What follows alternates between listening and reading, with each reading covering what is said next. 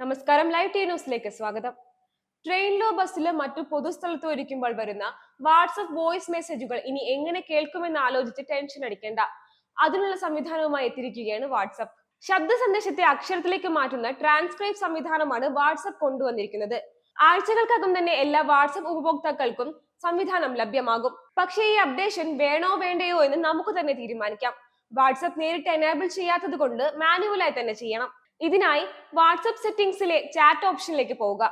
അതിൽ voice message transcript enable ചെയ്യുക. ശേഷം വാട്സപ്പിൽ ഒരു വോയിസ് നോട്ട് ലഭിച്ചാൽ അത് ട്രാൻസ്ക്രൈബ് ചെയ്യാനുള്ള ഓപ്ഷൻ കാണിക്കും. ഇത് ക്ലിക്ക് ചെയ്താൽ വോയിസ് നോട്ട് ഡയലോഗ് ആകും. ഏകദേശം 90 MB മാത്രമേ ഇതിനു വേണ്ടി വരൂ. വോയിസ് നോട്ടിന് താഴെ തന്നെ ഡൗൺലോഡ് ആയി കഴിഞ്ഞാൽ ടെക്സ്റ്റ് രൂപത്തിൽ സന്ദേശം കാണാം.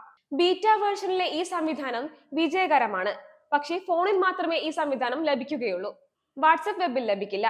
നിലവിൽ Hindi, English, Russian, Portuguese, Spanish എന്നീ 5 ഭാഷകളിലാണ് ട്രാൻസ്ക്രൈബ് ഓപ്ഷൻ ഉള്ളത്. മറ്റു ഭാഷകളിൽ എന്ന് ലഭിക്കുമെന്ന് വ്യക്തമല്ല. അതുപോലെ വോയിസ് നോട്ട് ട്രാൻസ്ക്രൈബ് ചെയ്ത സന്ദേശങ്ങൾ മറ്റൊരാൾക്ക് ഷെയർ ചെയ്യാനും സാധ്യമല്ല. സൗകര്യത മുൻനിർത്തിയാണ് ഈ നിയന്ത്രണം. ഉപഭോക്താക്കൾ അയക്കുന്ന വോയിസ് നോട്ടുകൾ എൻഡ് ടു എൻഡ് എൻക്രിപ്റ്റഡ് ആണ്. അയക്കുന്ന ആളും സ്വീകരിക്കുന്ന ആളും അല്ലാതെ വാട്സപ്പിന് പോലും കേൾക്കാനാകില്ല എന്നാണ് കമ്പനി പറയുന്നത്.